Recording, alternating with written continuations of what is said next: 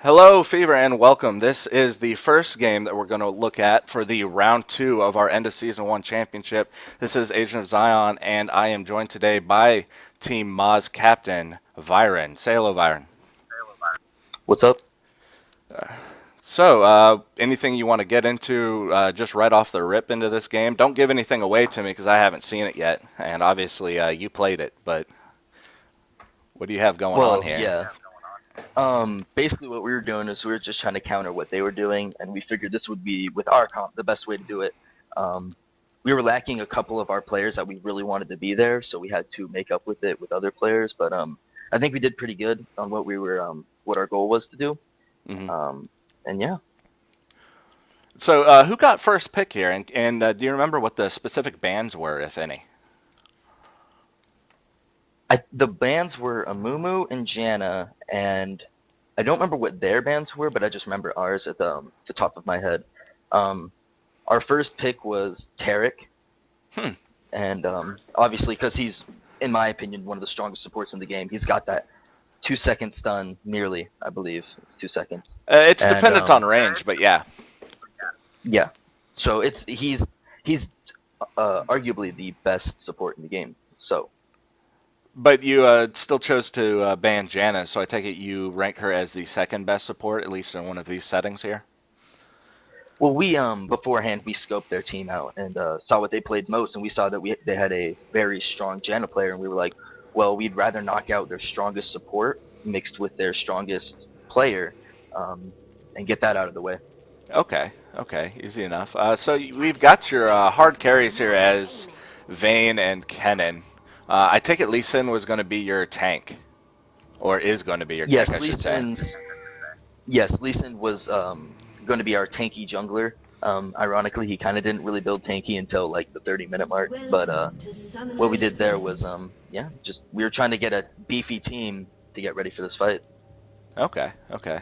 And then on the enemy team, we have three, I would call them hard carries, in Ash, Vladimir, and Annie. Annie's a bit more of a carry than Vladimir. Vladimir fills very many roles, with their tank obviously being Jarvan, and he's very strong, especially in the jungle.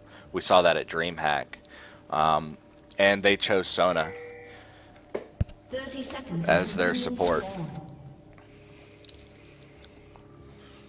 So what are you thinking? What were you guys thinking of right now? Were you going to invade their jungle? You're coming up through here.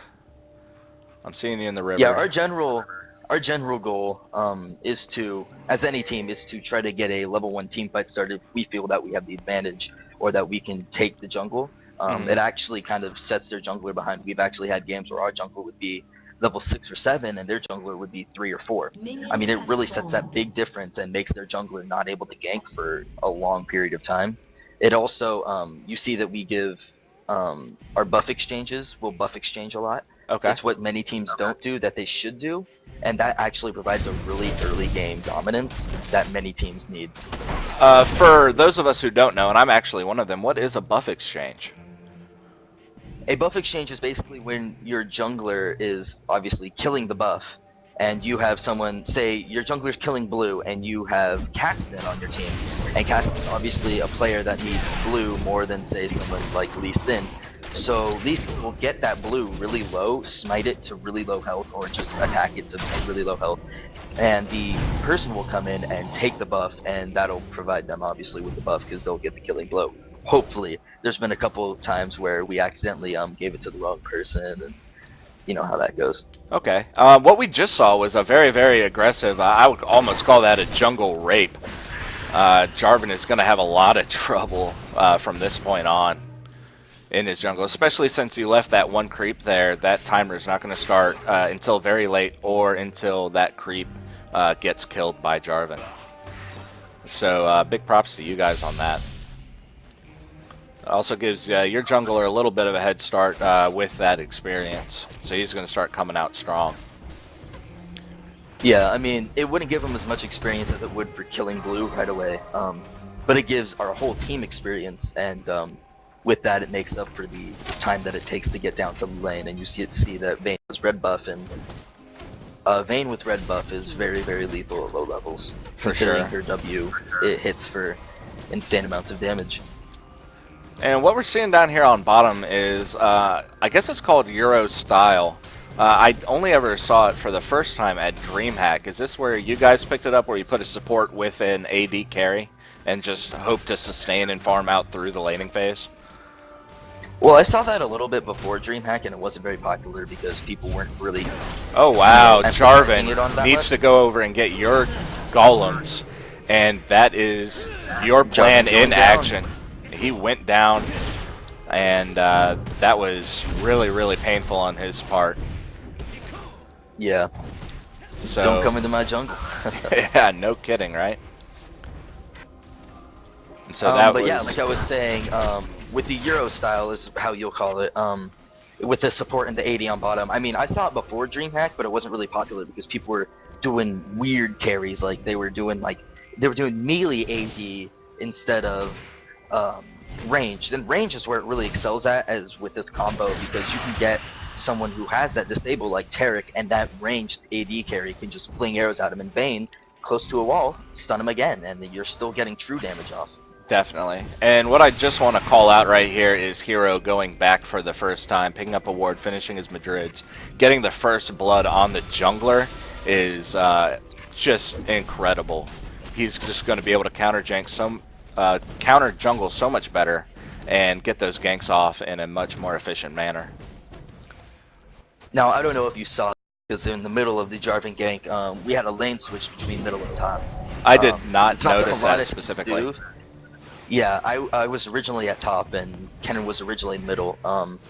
And it's just something that a lot of teams don't do, but they should do if they're having struggles. You need to know your champion's limits. A lot of people don't. Like with Kassadin, I mean, you know, Vlad wants to pull, oh, I'll just Q you, R you right on top, and then hit my Force Pulse. There's an instant free damage, and I'll just, you know, rip walk right back out. Oh, definitely, definitely. I mean, it's definitely easier to do something on like that against Vladimir than it is an Annie, who can probably just Timber Bomb you and kill you instantly. Yep, and let's take a look at the creep scores here. We're seeing Sona down in the bottom lane, not picking up any creep kills. That's very, very wise. Tarek, he's got a couple. Comparing Ashe to Vayne, Vayne is just a tad behind Ashe, and that is honestly to be expected. Ashe is an extremely good last hitter, extremely good farmer. In middle, we've got Vladimir at 21. Oh, we're seeing a team fight erupt down here on bottom. Hero coming in, zooming in there, flashing all over the place. Ashe is going to escape with her life barely off of a ghost, and I think I saw a flash pop from her. And she's actually not going to go back. She's going to stay in lane, be a little more careful, and that is the big strength of having a support down on bottom with your carry. Yep. Stay in lane longer, get that lane dominance going, and keep farming infinitely, in all sense. Now, if you saw in that fight that they popped a couple summoners, and our team did too, but in all honesty, ganking is not only getting that kill. If you summoners and you come back within a later time, that's actually going to provide you with better dominance, because that gank later on, if you can, you know, time it correctly, will get you that kill. So, I mean, it's inevitable you will get a kill. I'm seeing you try to come up here on Annie. You blink in there, you get the hits off, and Kennen picks up the kill, and that was just a really, really good job on your part. Did you guys communicate that really, really well, or was that just sort of a spur-of-the-moment thing? I actually wanted to do it beforehand. He was like, I don't want to lane against Annie. I want him shut down ASAP. Kennen's not really someone that goes well with Annie, but goes better against Vladimir. But they just kept lane switching. We were like, we can't go down like this because our levels would be too far apart. So he said, gank Annie, quickly as possible, as much as possible. And We that's see what we tried to Jarvan do coming out of the jungle, trying to get Tarek off guard, but with Tarek stunned there, and without Sona and Ashe being close at hand to secure that kill, Tarek was able to get away pretty easily there. And he looks about half health there, if my health bars are to be believed, and he's going to go back as soon as it's feasible for him to do so. And another buff exchange here at blue, just pointing that out. Something that a lot of teams don't do that they really should do.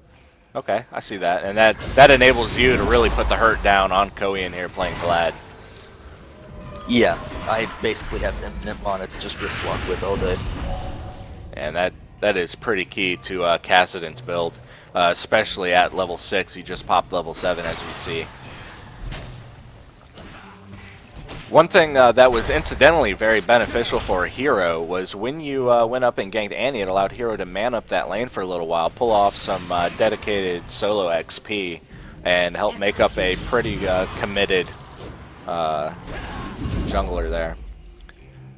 Jarvan And just Jarvan got dies killed. to- Something. Yes, dies to Lizard buff. Was that Lizard? Yes, that's Lizard, I believe. I don't think anyone else has an icon like that. Because the wolves have the little wolf icons and golems have the golem icons. Gotcha. That's going to set him back just immeasurably. Whatever buffs he happened to have are gone.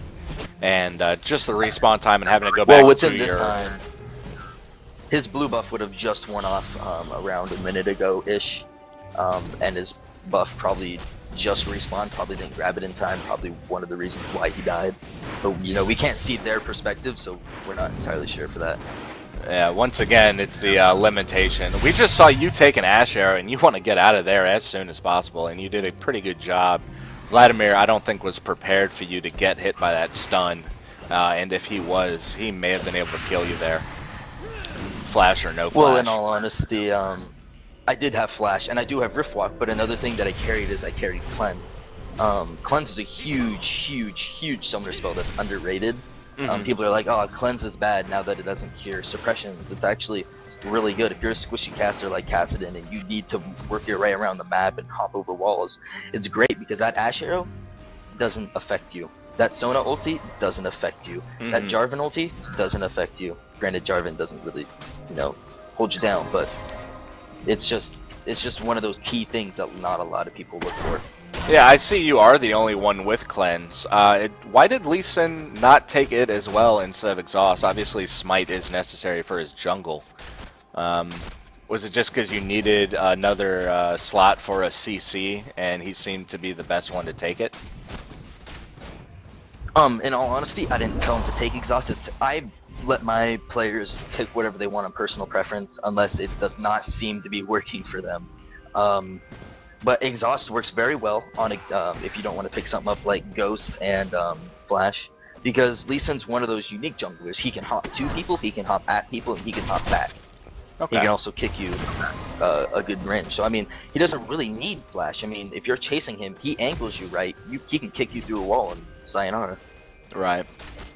We're seeing some pretty serious lane dominance here going on at bottom and middle. Vlad is pushed up against his tower, and Taric and Vayne are almost never on their own side of the river. They're always pushed up a little bit. And the reason they're able to do that is the very well-placed ward here. It does have 30 seconds left on it, so they know they are relatively safe for the foreseeable future. That's one thing I want to bring up. Oh, go ahead.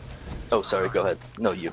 Okay, I was just going to mention, during these games that I've seen basically map control and last hitting decide